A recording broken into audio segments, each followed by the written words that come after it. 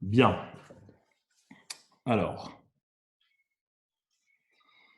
bonjour mes amis. J'espère que tout le monde va bien.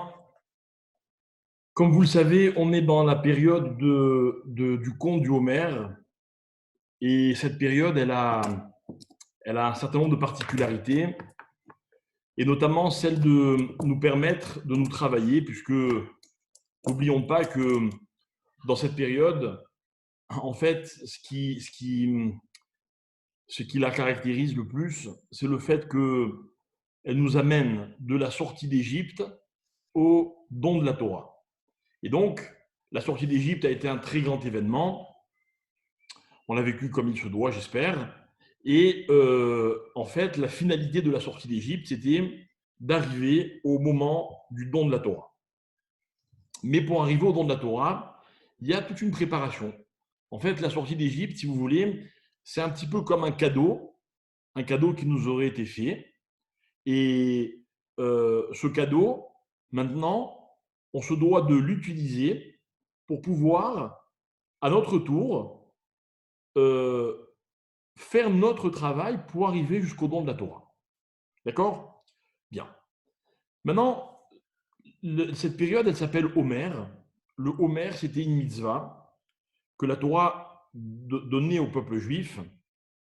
On dit même que c'est une des premières mitzvot, si ce n'est la première d'après certains, qu'il fallait accomplir en arrivant en Eretz Israël.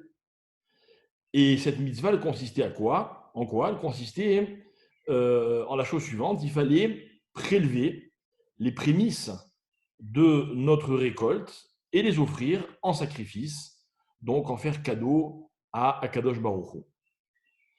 Alors, de nos jours, et à part ça, excusez-moi, à part ça, au moment de cette période-là, puisque le Homer est tombé donc juste après Pessah, au moment de cette période-là, on allait compter également les 49 jours qui sont l'intervalle qui est entre le premier jour de Pessah et la fête de Shavuot. D'accord?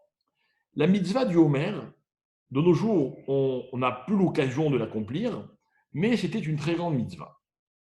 Et voilà que le Midrash Rabbah, sur la paracha de cette semaine, puisque comme par hasard, on en parle dans la paracha de cette semaine, du Homer, le Midrash nous rapporte les paroles de Rabbi Yehuda. Rabbi Yehuda Omer, Leolam al tiye mitzvata Omer kala be'emecha. Attention, Leolam, ça veut dire pour toujours, fais attention que la mitzvah du Homer ne soit pas littéralement légère à tes yeux. Ne prends pas à la légère cette mitzvah, car elle est importante. Le texte continue, toujours Rabbi Yehuda. She'aliede mitzvata Omer, Zacha Avram lirash et Eretz Kenan. Car, grâce à la mitzvah du Homer, Avraham a mérité d'hériter de la terre d'Israël, de Eretz Kenan. Comme il est dit, alors le Midrash va citer un verset dans la paracha de Lech Lecha, dans lequel Dieu dit à Avraham: je te donnerai à toi et à ta descendance la terre dans laquelle tu habites, et kol eretz Kenaan la chuzat olam. Toute la terre de Kenaan, je te la donnerai pour toujours, olam. Donc là, on est dans le Pasukret du Perek Yudzaïn, chapitre 17, verset 8 dans Bereshit. Le verset 9 continue, Pasuktet. Vayomer Elokim el Avraham, veata et beriti tishmor. Et toi, dit Dieu à Abraham, tu garderas mon alliance. Ata vezaracha acharecha ledorotam. Toi et ta descendance pour toutes les générations. Donc, mes chers amis, je récapitule. Dieu dit à Abraham: je te donnerai la terre d'Israël, et toi, tu garderas mon alliance. Le Midrash explique que l'alliance dont il est question dans ce verset, en fait, c'est une double alliance. C'est premièrement l'alliance de la Brit Mila, puisque juste avant, dans la Torah, il est question de la Brit Mila. Et une deuxième alliance. Et voilà ce que nous enseigne ce fameux Midrash que je vous citais à l'instant. La deuxième alliance, c'est la mitzvah du Homer. D'accord? Donc, voilà. Je voudrais que vous compreniez le message qu'il y a ici. Le message qu'il y a ici, c'est le suivant. C'est que la mitzvah du Homer est une mitzvah importante. Elle a une particularité, cette mitzvah, c'est que elle est appelée, elle est qualifiée par la Torah, par le Midrash, pardon, en reprenant le verset de la Torah, elle est qualifiée de Bérit, d'alliance.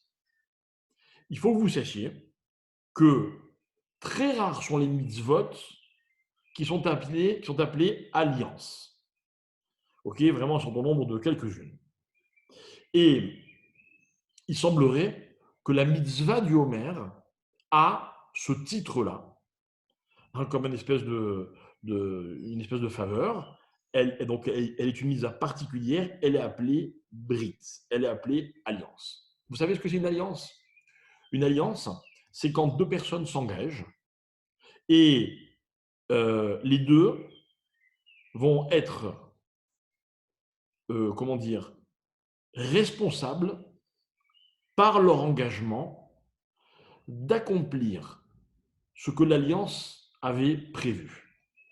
On pourrait dire, même si c'est pas au niveau de la halakha, c'est pas perçu de cette façon, on pourrait dire que par exemple, le mariage c'est une alliance. D'accord? C'est quoi? C'est deux personnes qui s'engagent pour toujours, ok? Et donc, à jamais, elles sont unies, ces deux personnes, par cette alliance. D'accord? Alors, la Brit Mila, la mitzvah de la Mila, s'appelle une alliance. Il y a encore d'autres mitzvot, mais on ne va pas rentrer dans les détails parce que c'est sujet à beaucoup de discussions. En tout cas, ce qui est certain, c'est qu'il semblerait donc que la mitzvah du Homer est considérée par les Chachamim comme une alliance. À propos de l'alliance, mes chers amis, en français, on dit sceller une alliance. C'est-à-dire que l'alliance, c'est le nom de la chose, et sceller, c'est le verbe par lequel on conjugue cette notion. D'accord? Par exemple, je ne sais pas moi, pour soulever un objet, on va dire je porte un objet ou je soulève un objet. D'accord? À propos de la nourriture, on va dire je mange de la nourriture. À propos de l'alliance, en français, on va dire sceller. OK? Ou contracter, ou bref. En hébreu, dans la Torah, le mot, le verbe qui est employé pour conjuguer l'alliance, c'est le mot lichrot. Lichrot. On va voir dans la Torah, koret berit. Lorsque, par exemple, Dieu a fait une alliance avec Noach, lorsqu'il est sorti de la Teva en lui promettant que plus jamais il détruirait le monde par le déluge, là-bas, il y a marqué, ils ont été koret berit. Koret, c'est donc le verbe que nous on va traduire en français vulgairement, on va traduire par sceller une alliance. Mais le mot correct, en réalité, dans un autre contexte, c'est-à-dire que le sens étymologique de ce mot, c'est pas contracter une alliance ou sceller une alliance. Le mot correct, qu'est-ce qu'il veut dire? Il veut dire couper. Couper, enlever. Par exemple, il y a parmi les sanctions prévues dans la Torah à propos de certaines fautes, il y a ce qu'on appelle le karet. Qu'est-ce que veut dire karet? Quelqu'un qui ferait tel ou tel avéra, il serait littéralement retranché. Retranché.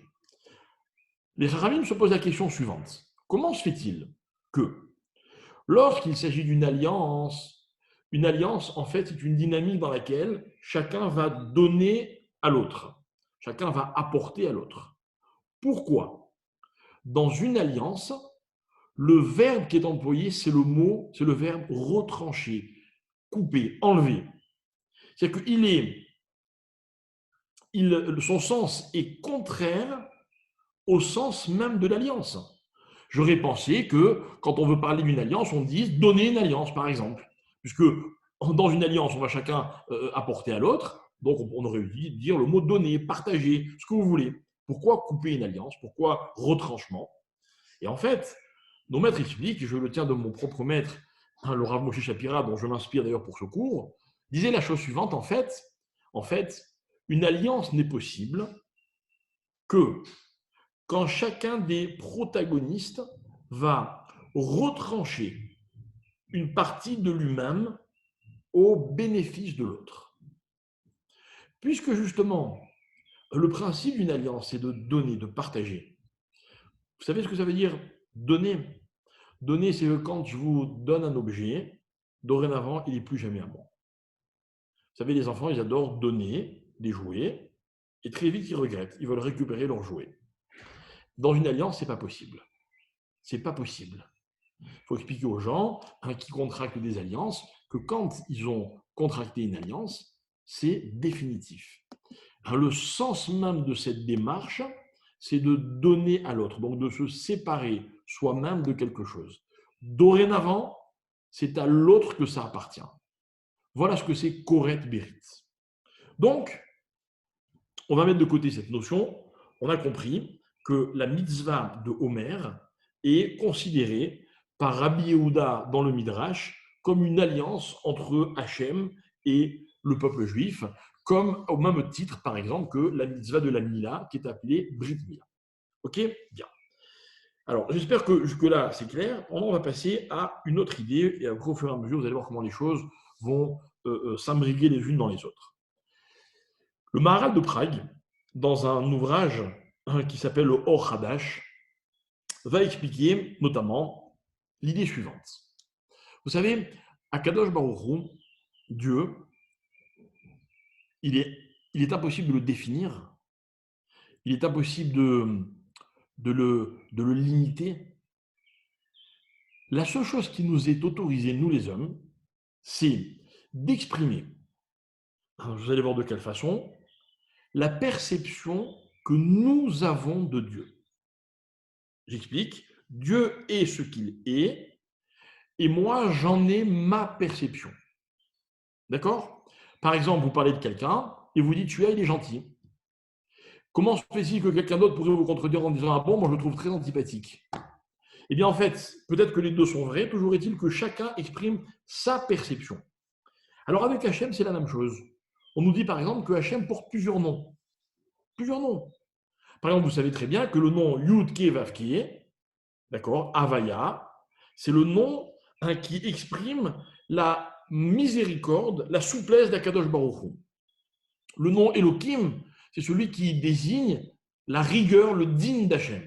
Mais je ne comprends pas, Hachem, il est rigueur ou il est rachamim, miséricorde? Ah, il est les deux, mais quoi, il est contradictoire? Non. En fait, en fonction des événements, en fonction des circonstances, l'homme a sa perception de Dieu. Et c'est homologué.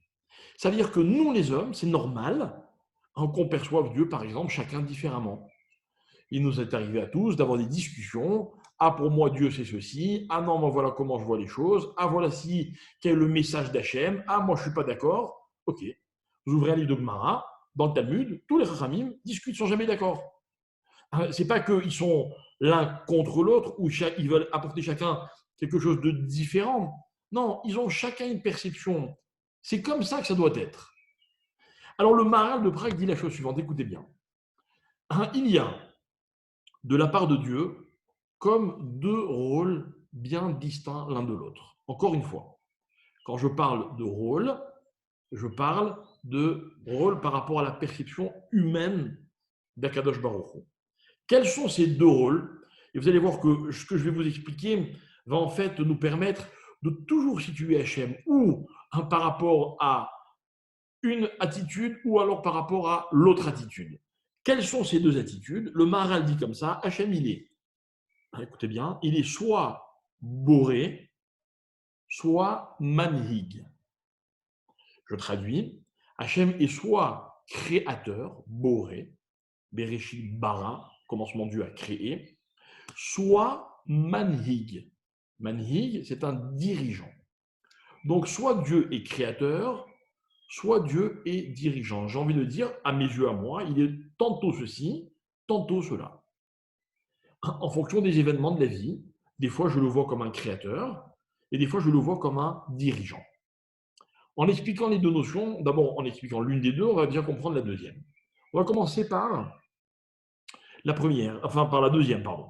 par manhig. C'est-à-dire quoi? Dirigeant. Un dirigeant, mes chers amis, on va donner un exemple, évidemment c'est une image. Par exemple, vous êtes sur un bateau, ok, et le bateau il est censé parcourir tout un chemin. Le bateau il va par exemple, je ne sais pas moi, de Marseille jusqu'à Tel Aviv. D'accord? Très bien. Dans ce bateau, pour que le bateau puisse aller d'un endroit à l'autre et qu'il puisse poursuivre sa route convenablement, donc c'est-à-dire suivre sa trajectoire, j'ai besoin qu'il y ait un capitaine. Quel est le rôle du capitaine? Le rôle du capitaine, c'est de faire en sorte que le bateau, il aille ni à droite ni à gauche, qu'il avance, qu'il continue sur sa route pour arriver jusqu'à sa destination. En d'autres termes, le caractère de ce qu'on appelle manhic, du dirigeant, c'est celui que l'on observe chez Akadosh Baruch Hu lorsqu'on a le sentiment que le monde fonctionne. Il fonctionne selon alors une espèce de logique, une espèce d'habitude. Vous voyez, je vais étoffer ce que je veux dire dans un instant. Mais ça, c'est manhig. Maintenant, à l'inverse, qu'est-ce que c'est que Boré? Boré, c'est un créateur. C'est quoi une création? Une création, mes chers amis, c'est quand il arrive dans le monde qu'un événement survienne et que cet événement nous semble complètement déconnecté de ce qui précédait. Vous voyez, par exemple, un miracle. Un miracle, c'est un exemple d'événement qui ne rentre pas dans une espèce de continuité, une logique, donc que je n'aurais pas pu prévoir. Et dans la vie, il y a plein d'événements comme cela. Il y a plein d'événements qui sont comme les maillons d'une chaîne, donc qui sont une succession d'événements qui s'enchaînent de façon logique, compréhensible pour l'homme, mais il y en a aussi beaucoup qu'on ne peut pas expliquer. Alors, évidemment, avec beaucoup d'humilité, parce que ce sont des notions qui sont très, très vastes, mais par exemple, la science, le regard d'un scientifique sur le monde, c'est un regard imaginons qu'un scientifique croit en Dieu, il verra Dieu comme un dirigeant qui assure le fonctionnement du monde selon un mécanisme, une logique que lui, le scientifique, va essayer de comprendre. Et donc, par exemple, quand vous allez voir un médecin, le médecin vous dit, voilà, étant donné la situation de maintenant, voilà ce qui va se passer dans tant de temps. Voilà comment les choses vont évoluer. Et scientifiquement, il a raison. Ça veut dire qu'en fait, dans la logique des choses, à l'intérieur d'un mécanisme qui fonctionne depuis la nuit des temps, c'est vrai, voilà comment les choses sont censées se passer. Donc ça, c'est magnifique, parfait. J'accepte, j'admets, de toute façon, je n'ai pas le choix, c'est comme ça. Mais attention, il y a une autre possibilité, c'est que Dieu, des fois, il est boré. Boré. Boré, je vais vous expliquer, je vais vous citer une phrase qui va nous permettre de comprendre ce que veut dire boré. On dit dans la prière du matin, juste avant, enfin un petit peu avant le schéma, quand on conclut la première des bénédictions qui précèdent le schéma.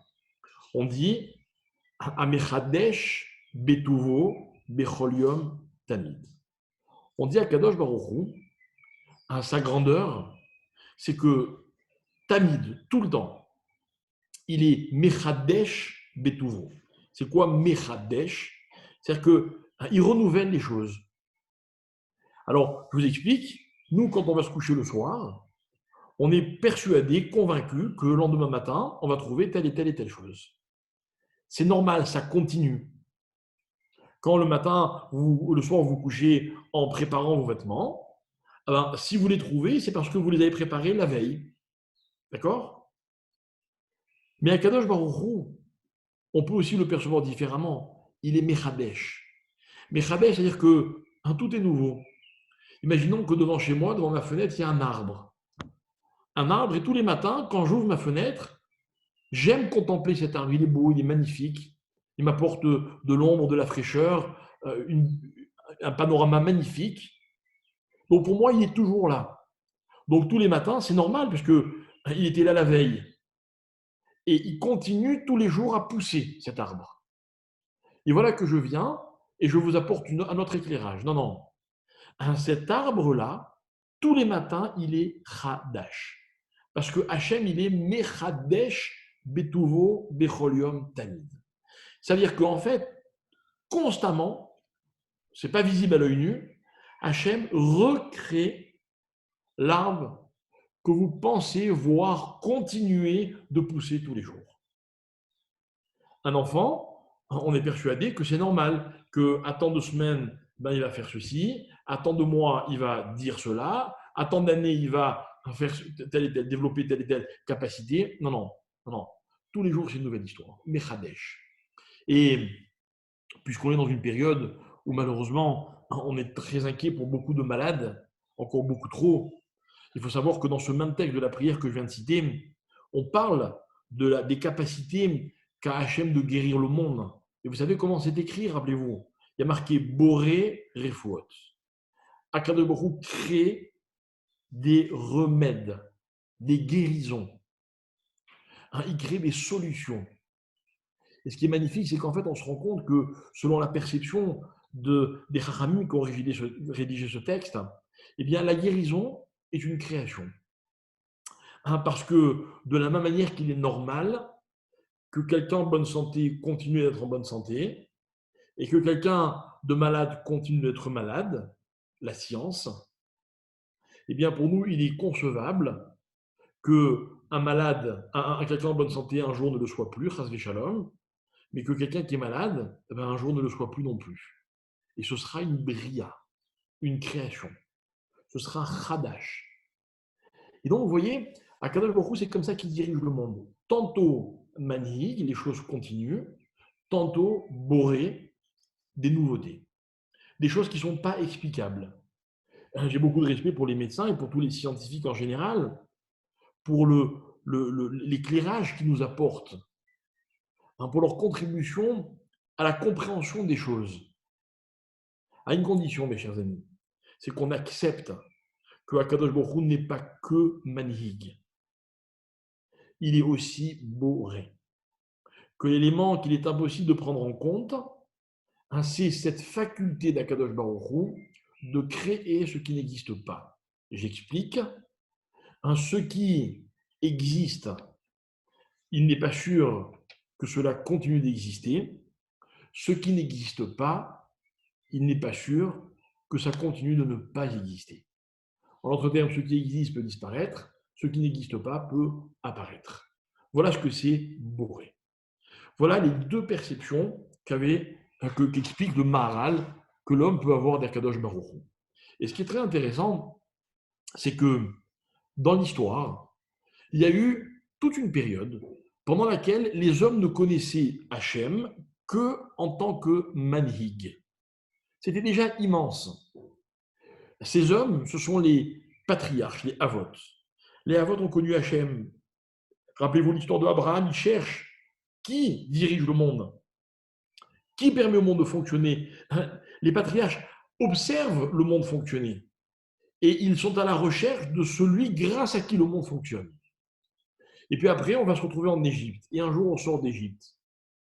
Alors Hachem fait une promesse à Moshe en lui disant « Va et délivre-les ». Et malheureusement, ça ne se passe pas du tout comme ça. Moshe va voir Pharaon, et puis au lieu de les libérer, eh bien, il leur ajoute une charge de travail. Donc Moshe était perturbé, il dit « Mais Hachem, je ne comprends pas, tu m'avais promis ».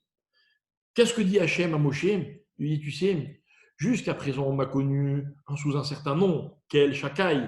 À partir de maintenant, vous allez me connaître sous un autre nom, Yud-Ke Vav-Ke. Yud-Ke Vav-Ke, c'est la capacité invisible par l'homme qu'a Akadosh Baruch Hu de créer des nouvelles choses. Et en fait, la sortie d'Égypte est une création. Pourquoi c'est une création? Parce qu'on était en Égypte. Ça aurait dû continuer. On ne se sauvait pas d'Égypte. Alors, on va expliquer qu'est-ce qui a été créé à ce moment-là.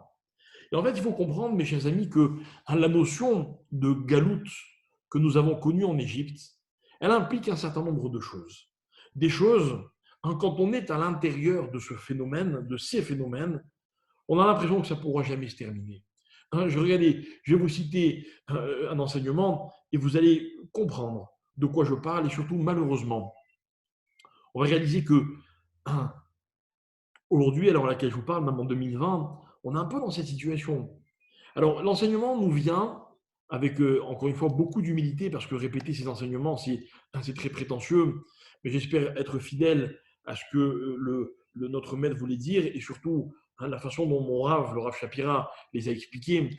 C'est un enseignement du Harizal. Le Harizal, dans un ouvrage qui s'appelle Drouché Sfirat HaOmer, explique que l'exil implique trois choses. Donc, ça veut dire qu'il y a trois propriétés qui sont inhérentes à l'exil. La première, c'est la servitude. Dans un instant, j'explique. La deuxième, c'est, alors bon, en hébreu, servitude, c'est shibud. La deuxième, en hébreu, c'est akira mimakom. C'est quand on est géographiquement déplacé.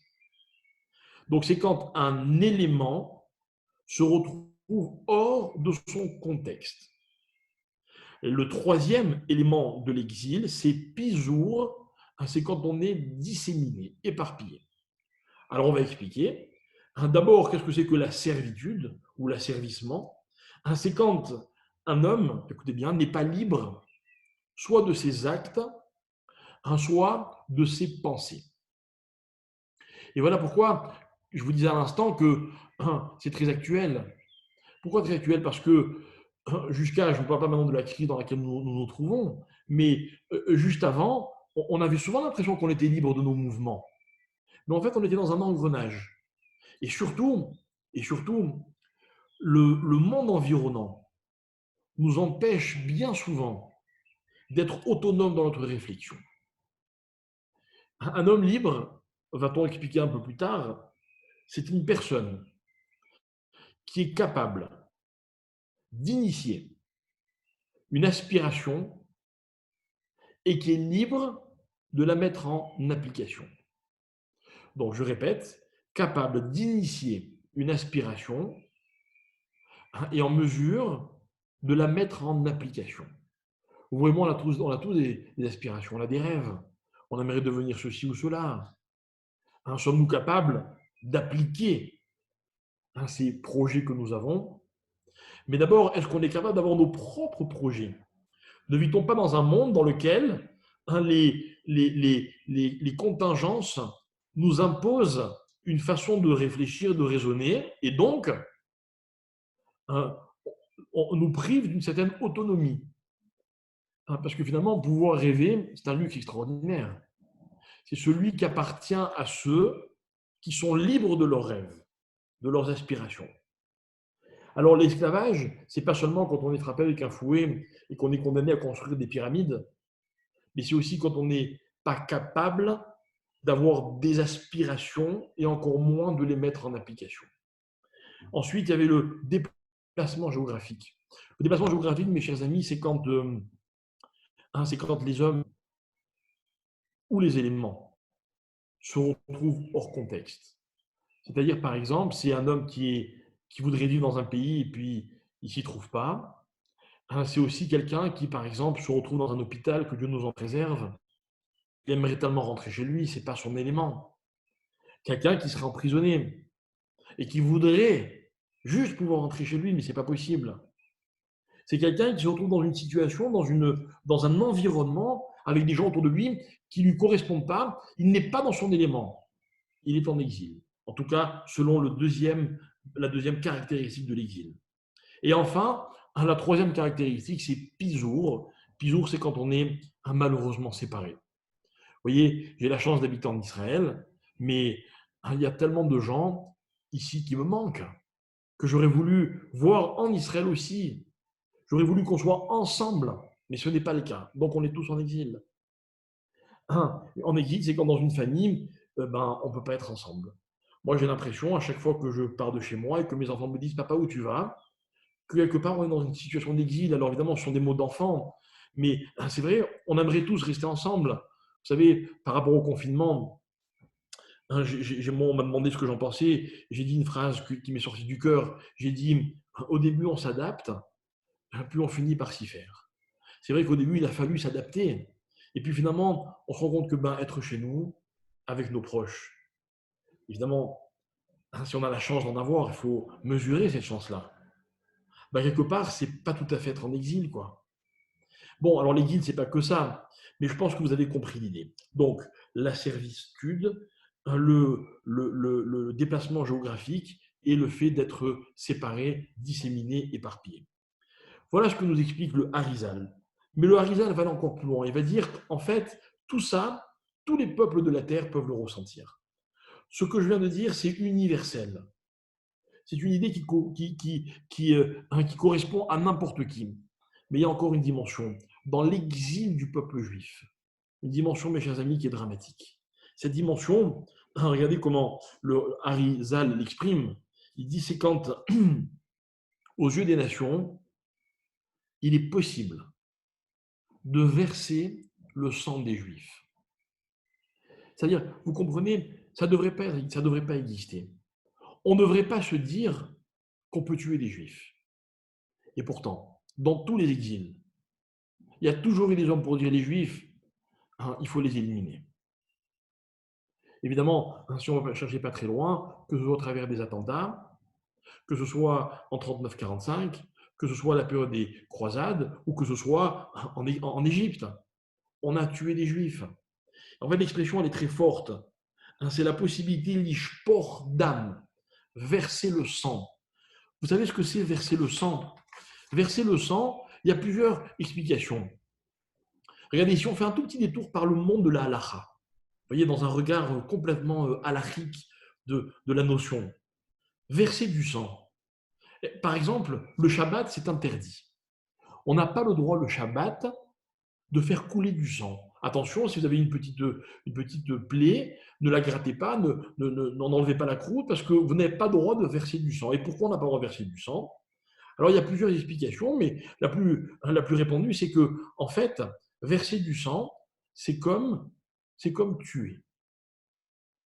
Alors, pas tout le monde n'accepte cette explication. Pourquoi? Parce que pour que verser du sang soit comparable à tuer, il faudrait verser une certaine quantité ou une quantité certaine de sang.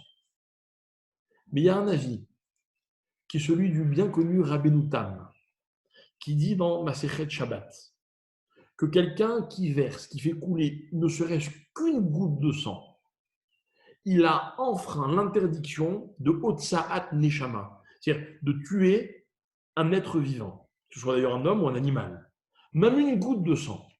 Et les Rami vont débattre, ils vont, on va le dire comme ça, ils vont un peu philosopher pour expliquer qu'en fait, une goutte de sang, c'est un petit peu de vie en moins.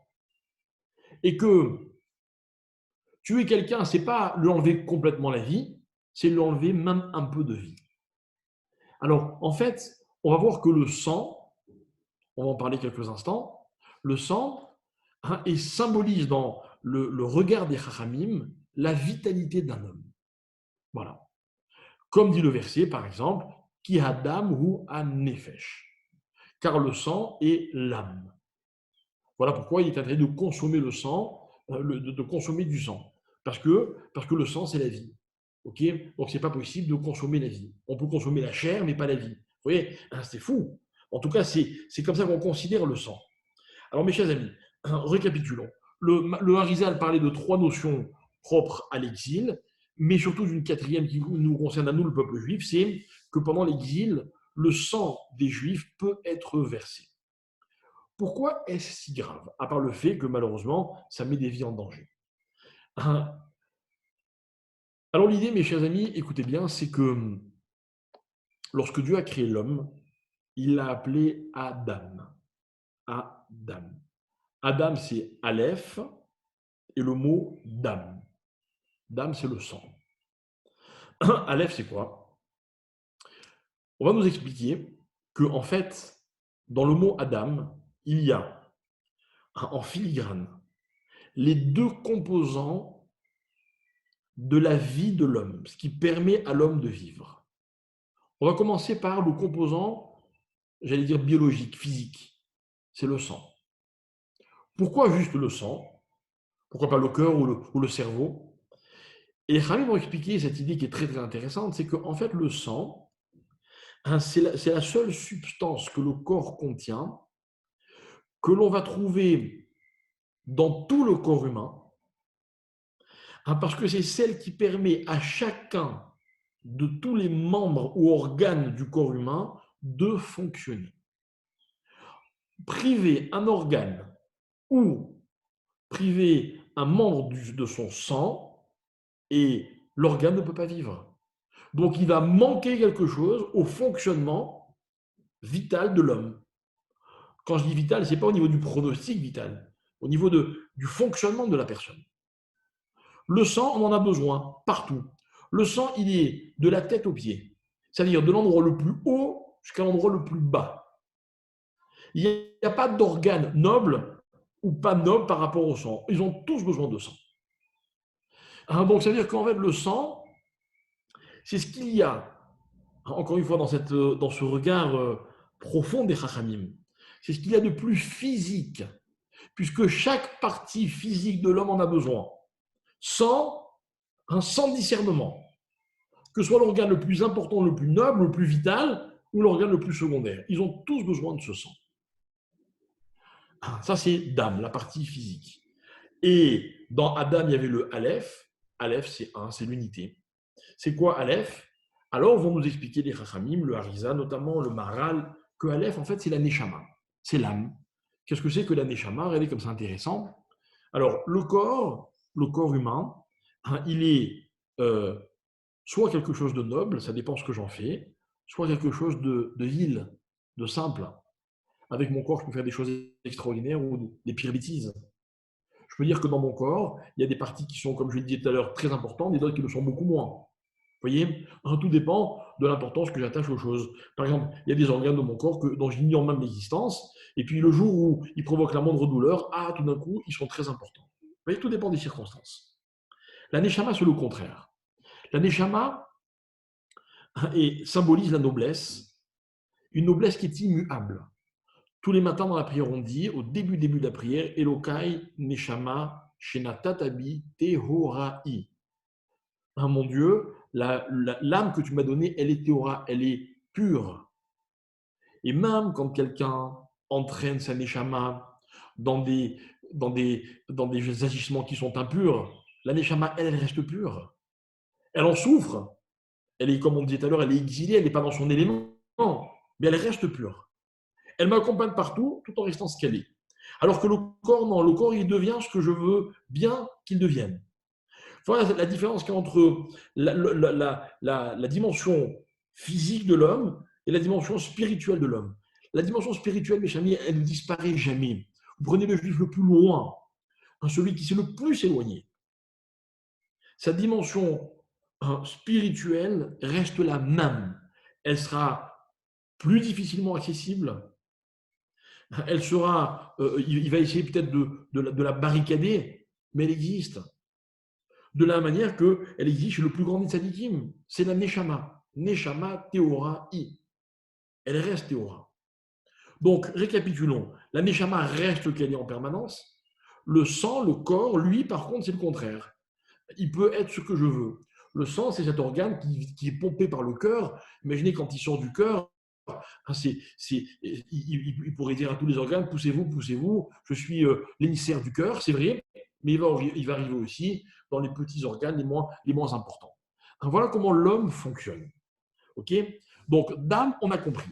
Mais les chamans, mes amis, je voudrais en dire un peu plus.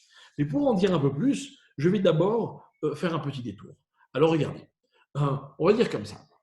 Dans le mot Adam, ok, dans le mot Adam, il y a, on a dit Aleph et Dam. Ok. Revenons à la période que nous vivons, c'est-à-dire le Homer. Vous voyez, je vous demande de bien vous accrocher parce qu'on va se balader un peu. Ok. Au moment où on compte le Homer, qu'est-ce qui se passe? Il se passe la chose suivante. Le Homer est une période qui dure 49 jours. 49 jours.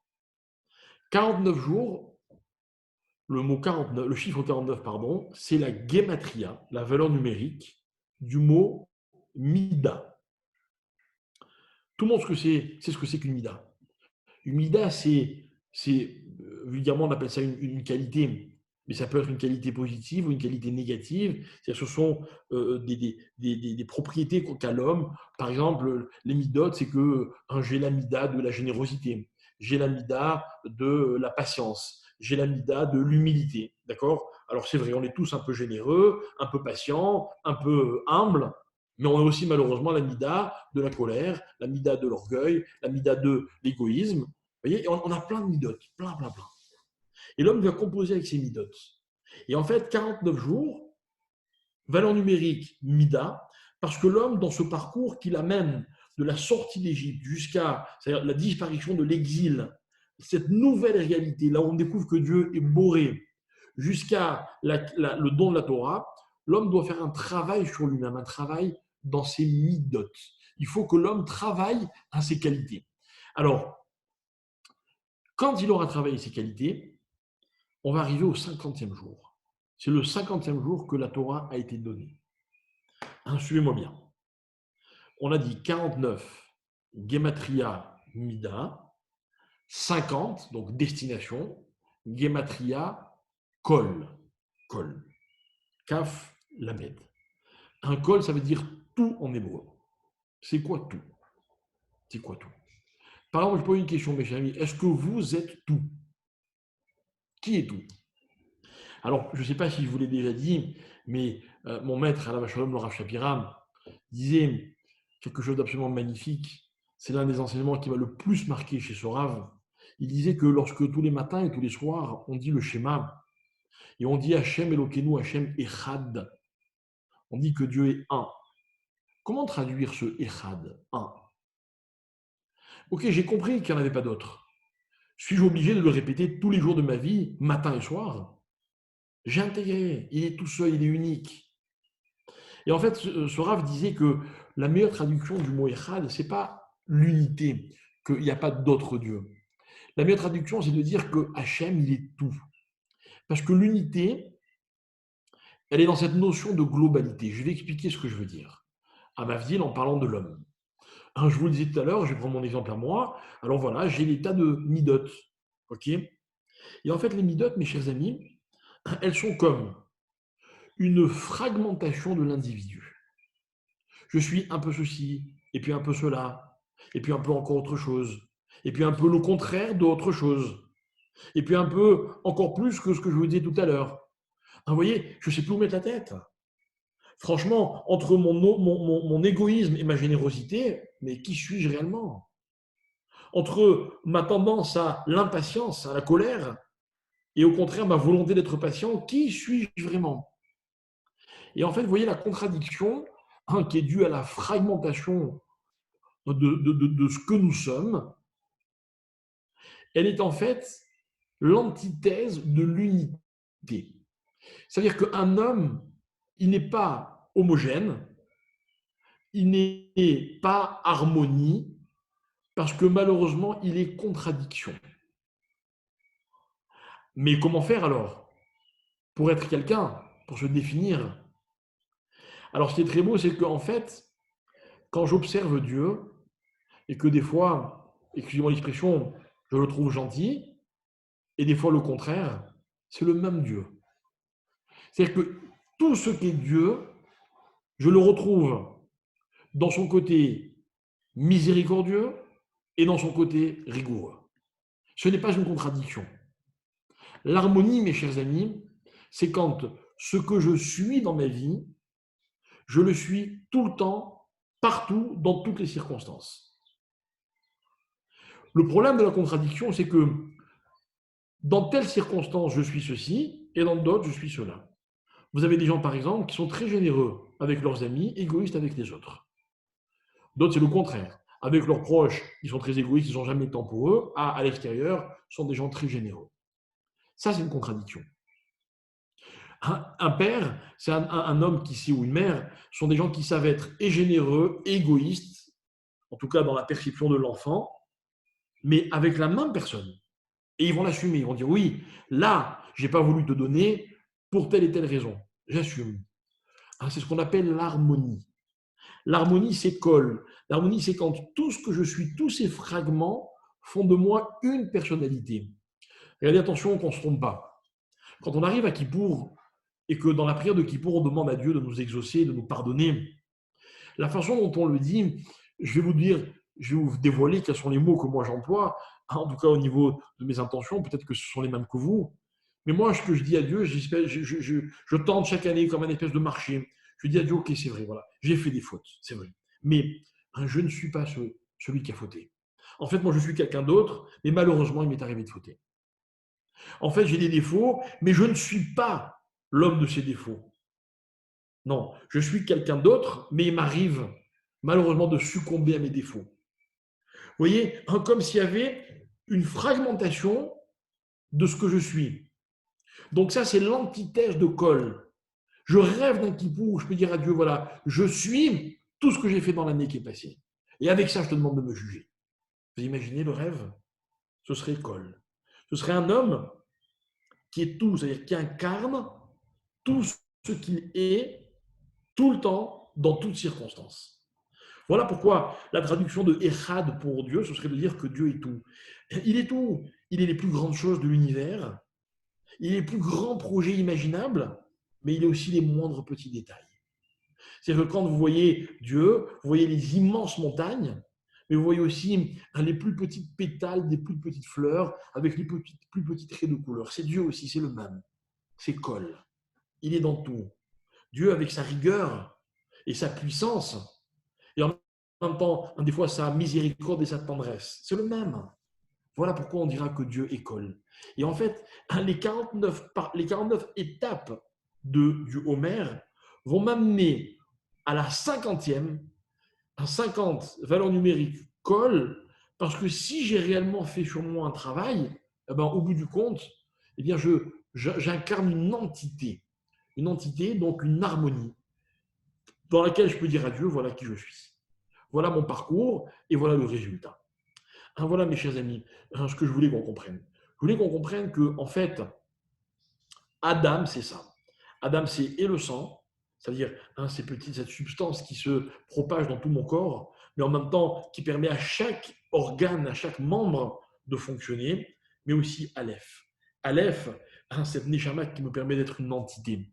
Le rêve de la Neshama, en tout cas la mienne, c'est de composer un individu avec tous les fragments de ma personnalité, avec tous les fragments de ma personne. Peut-être qu'un jour, les comptes qu'on lui demandera là-haut, ça va dire alors, tu as pu transformer toutes les parties de cette personne. Tu as pu leur permettre d'accomplir leur devoir, leur mission. Est-ce que tu es devenu ce Aleph qui était le préfixe du mot Adam? Voilà, mes chers amis, le parcours d'une vie. Et ce qui était très beau, c'est que quand le Harizal nous disait que l'exil, c'est malheureusement quand le sang du peuple juif n'a pas de valeur. Le sang, mes chers amis, pourquoi le sang, c'est l'âme, c'est la vitalité? Parce que nous incarnons la vraie vitalité. La vitalité, mes chers amis, c'est pas seulement quand un cœur fonctionne et que des poumons respirent, même si c'est déjà énorme. Mais la vitalité, c'est quand tous les fragments de ce que je suis ont chacun une existence. Parce que je suis convaincu que chaque fragment de ma personnalité va m'aider à former ce tout. Et si jamais on me privait d'une seule de mes qualités, même d'un seul de mes défauts, je ne pourrais jamais devenir ce que je suis censé devenir. Voilà ce travail que je dois fournir. Voilà cette personne que je me dois de devenir. Vous voyez, en fait, c'est la capacité d'un homme à composer entre les fragments et la centralité de ce qu'il est. C'est ça, créer une harmonie. Quand on est capable de réunir tout ça, alors on a véritablement réalisé un projet. C'est ça, sortir de l'exil. Sortir de l'exil, c'est quand tout d'un coup, alors que nous étions des êtres qui ne comptaient pas, des êtres qui n'avaient pas d'autonomie, dont on a voulu nous priver, de notre capacité d'avoir des aspirations, eh bien on en est sorti. Et on a des aspirations. Et on a des projets. Et ces projets, ils dépendent que de nous. Et finalement, le lieu dans lequel je me trouve, l'environnement qui est le mien, ma famille, tout ce qui compose, j'ai envie de dire ma liberté, ma vie, eh bien, il peut arriver que l'on en soit privé. La question est de savoir est-ce que quand on en est privé, on ne peut plus fonctionner ou est-ce qu'on est capable de fonctionner quand même. Et voilà l'idée maîtresse de cette période du Homère. C'est-à-dire que chaque jour, c'est un combat, chaque jour, c'est une étape qui me permet de me réaliser.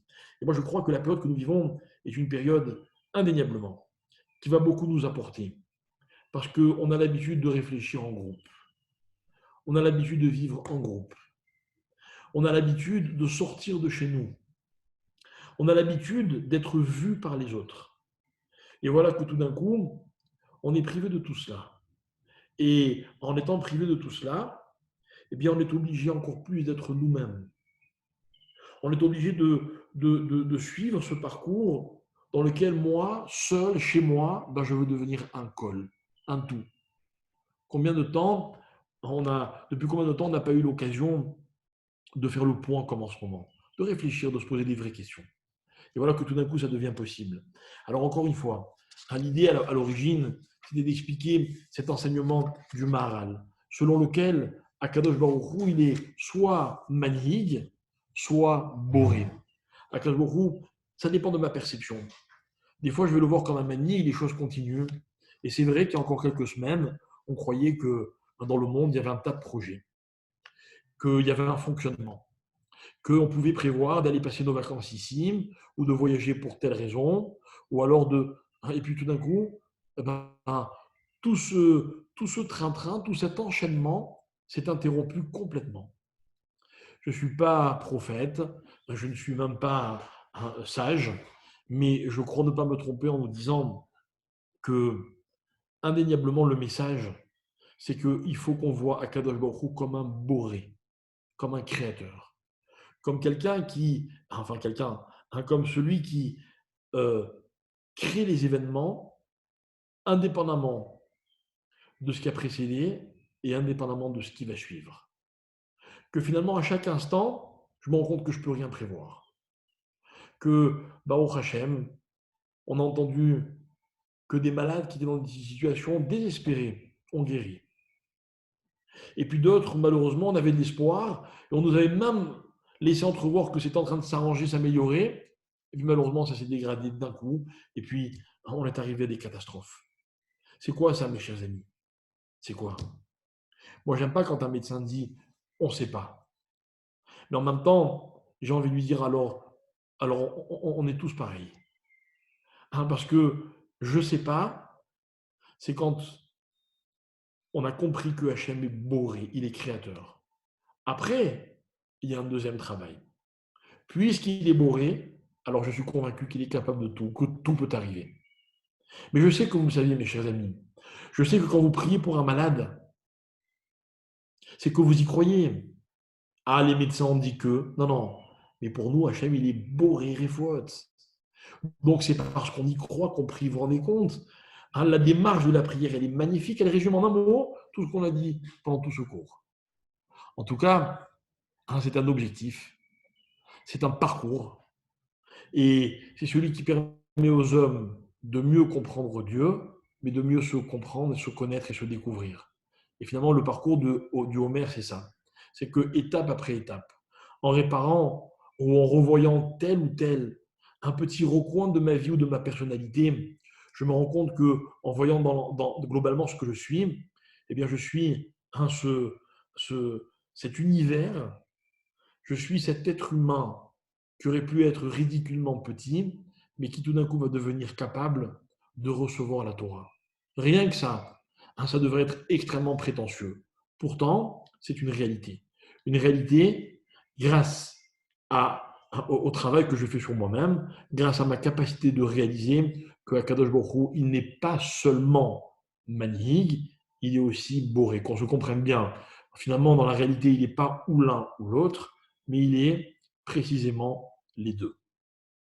Voilà pourquoi nous allons nous arrêter maintenant, parce que ce cours pourrait continuer pendant des heures, en enchaînant les idées qui en découlent. Et vous savez, quand je donne cours, pour le plus dur, c'est de m'arrêter. Parce qu'au fur et à mesure qu'on évoque des choses aussi profondes, il y a tellement de choses qui nous viennent à l'esprit, tellement de connexions qu'on pourrait créer.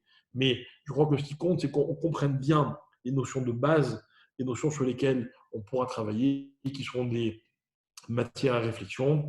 Et je voudrais vous remercier pour votre attention et souhaiter que ce cours soit, Bezrat Hachem, dédié à la mémoire de tous les malades et pour que Bezrat Hachem en entende de très bonnes nouvelles, comme je suis sûr que ce sera le cas très bientôt. Voilà, merci beaucoup.